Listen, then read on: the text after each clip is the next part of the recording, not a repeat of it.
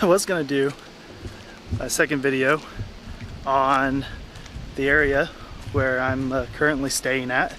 It's called a canoe camp down here in Fort Benton, and about how nice it is and how safe it is and how you really just can't beat the view, which you can't see the view. Can't even see me because autofocus is really slow. Yeah, and I was just going to talk about how nice it is, how quiet it is, how safe it is, and then I've got a county sheriff's officer who just came up. It's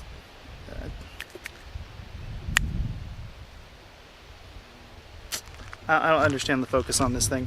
I might switch it into manual focus. It's a little weird. It just wants to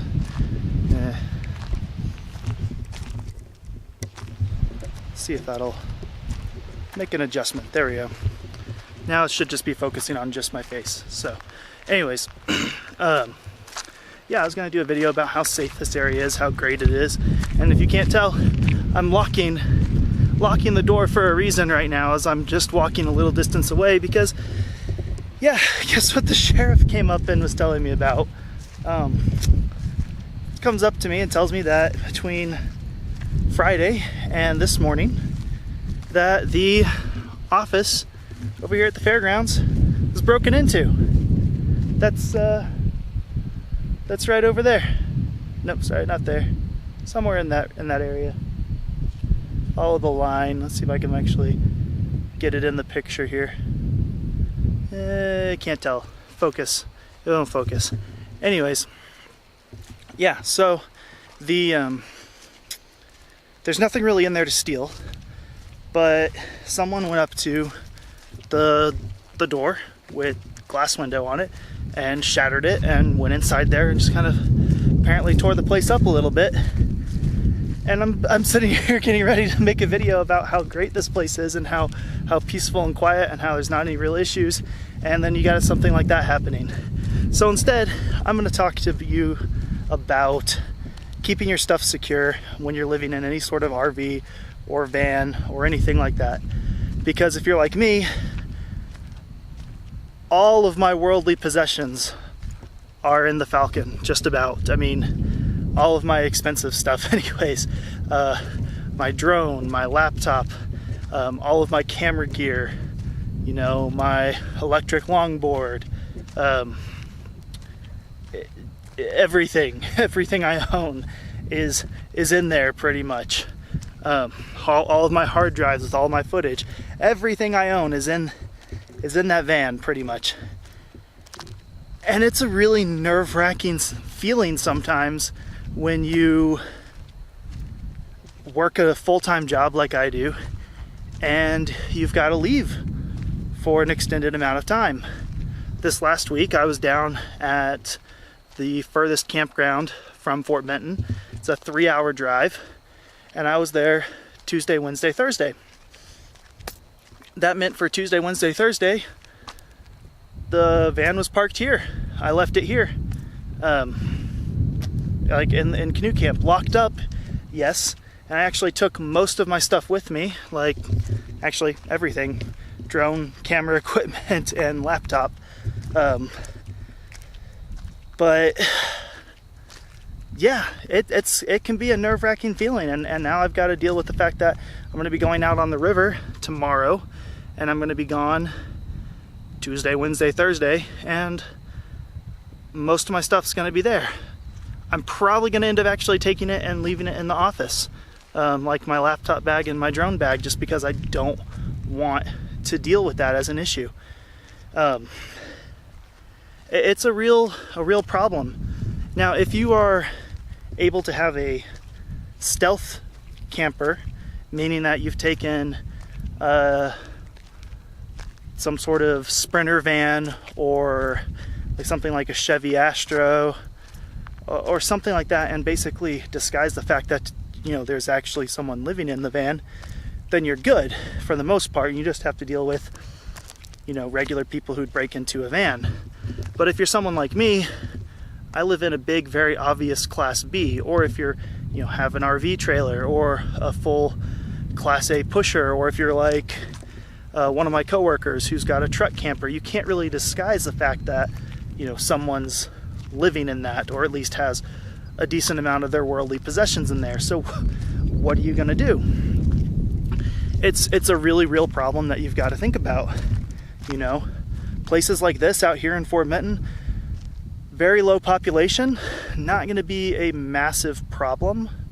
There's just not a ton of people who are going to be coming out here to steal stuff. It's just, and if they were, you know, the potential suspect pool is much, much lower. But again, yesterday I went into Great Falls to Walmart because I needed to get stuff from Walmart, and I was extremely nervous to go into the Walmart store, leaving all of my stuff just sitting there in the parking lot. So what are you gonna do? You got to get your stuff. So I had my list. It's something, you know, I used to get made fun of a little bit for having an actual shopping list, but I have an actual shopping list every time I go shopping. One, it helps keep everything, you know, keeps you from overspending, so it keeps you on track. But in this case, this stuff was mapped out. I had everything. I knew exactly where everything I needed was. I didn't get a single thing over my list. There's a big breeze that just picked up, so I'm hoping that the microphone is able to pick up every word I'm saying. I was in and out of Walmart though in less than 15 minutes.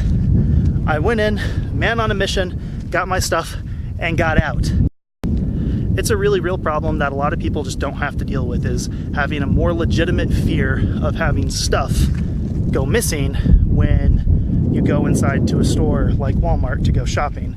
Now, the cool thing is, for most places and for most Walmarts, they're kind of a destination for people who either live in RVs or who are traveling, because a lot of Walmarts actually allow overnight parking. And there's a really big and really real tight-knit community of people doing this sort of lifestyle. And if they're not really tight-knit, you may not know everyone, but everyone's kind of looking out for each other.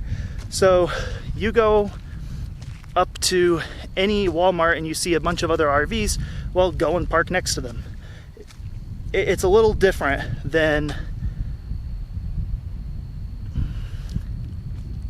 it's hard to describe. It's a little bit different than if you were just in a regular car and parking in a Walmart parking lot, you know, where other cars provide cover for someone who's going to be up to no good. When you're in a Walmart parking lot in an RV, people live in RVs. They're kind of designed for people to be in them. So the odds of there being someone else in another RV next to you are a lot higher than someone just chilling in their car.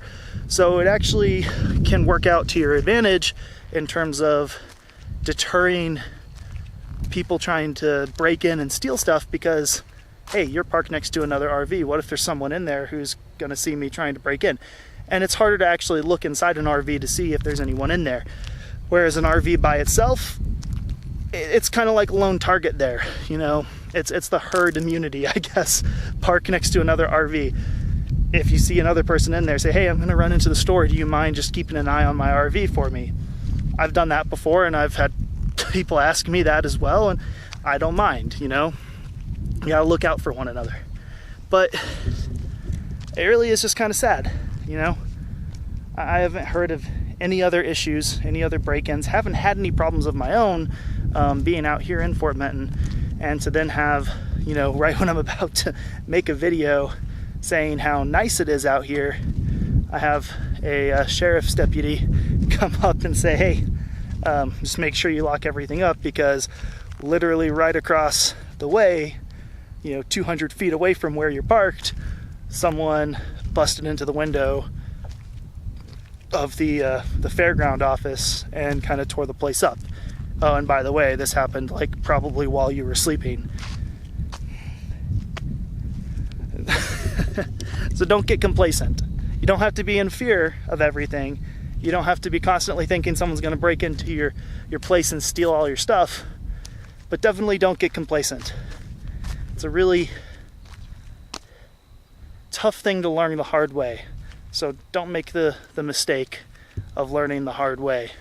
And you need to go into Walmart, make a list, don't dawdle, get your stuff and get out. Who wants to spend a lot of time in that store anyways? That kind of ends this second video. This one is probably actually going to be the third video. It's probably going to go up on Wednesday, today being Monday, and I'm going to go ahead and cut it together, another quick and dirty edit, then off to making the next one. Catch you later.